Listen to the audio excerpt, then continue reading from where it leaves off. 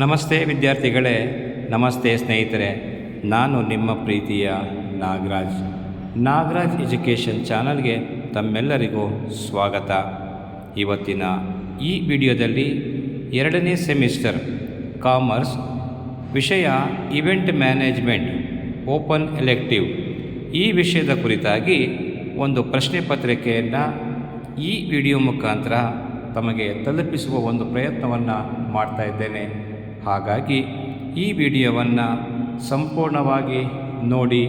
ನಿಮಗೆ ಇಷ್ಟ ಆದಲ್ಲಿ ಲೈಕು, ಕಮೆಂಟು ಹಾಗೂ ಸಬ್ಸ್ಕ್ರೈಬನ್ನು ಮಾಡೋದ್ರ ಮುಖಾಂತರ ನಿಮ್ಮ ಸ್ನೇಹಿತರಿಗೆ ಶೇರ್ ಮಾಡಿ ಅಂತ ಹೇಳಿ ಈ ಮೂಲಕ ತಮ್ಮಲ್ಲಿ ಕೇಳಿಕೊಳ್ತೇನೆ. ನಮಸ್ಕಾರ.